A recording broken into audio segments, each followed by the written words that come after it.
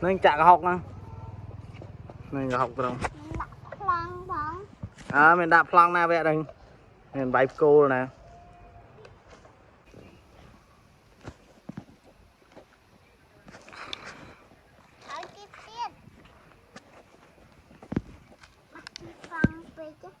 đợi rồi đợi đi chưa chia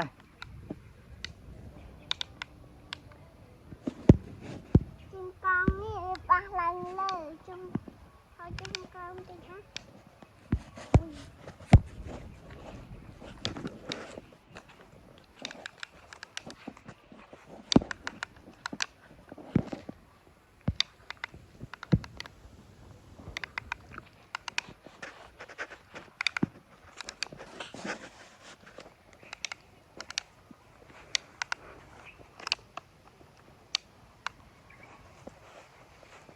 ha chó không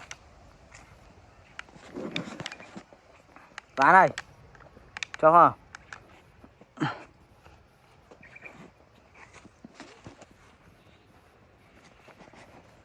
đi mặt đây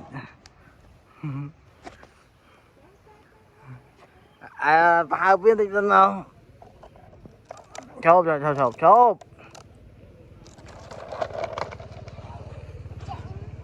nên chả có học nữa nên có học không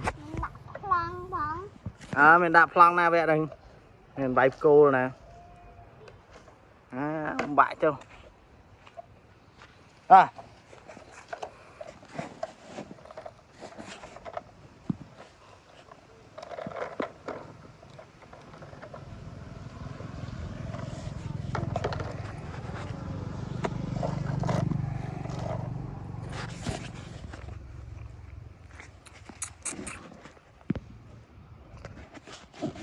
chị tiệt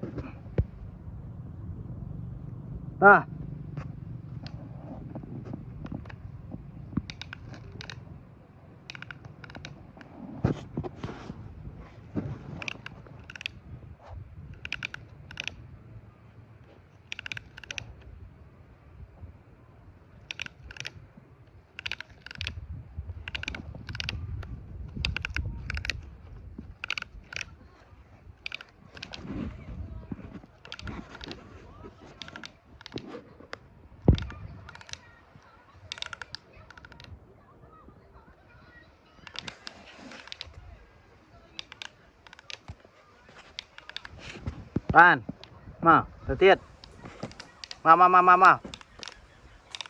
này bênh nhảy tít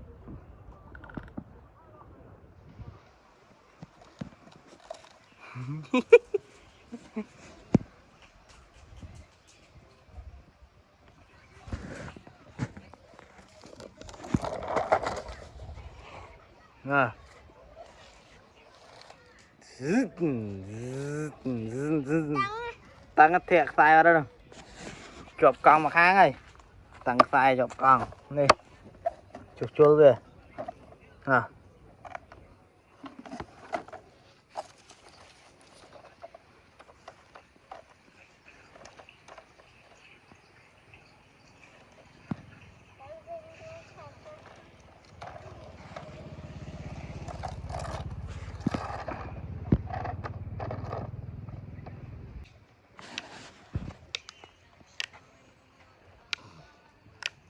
bây giờ dạ tay rồi vui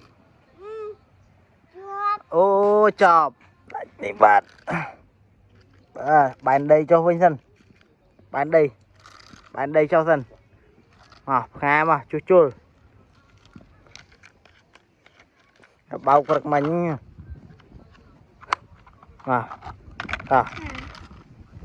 đặc Vinh mua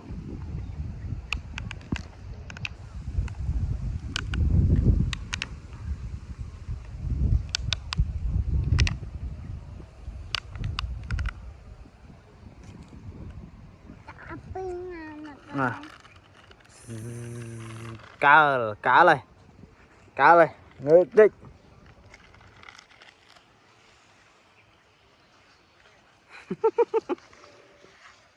Dài. Bên.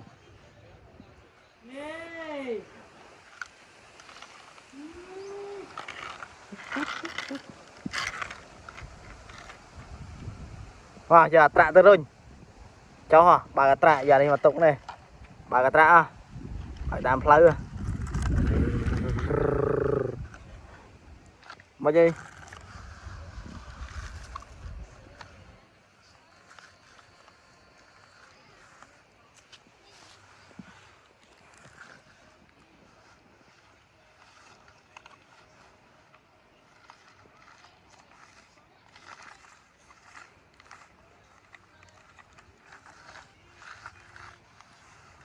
Ở đây. Hai. À, lại nhà mà tục. Ui. Cái lại cho ta. Bye bye mui. Bye bye.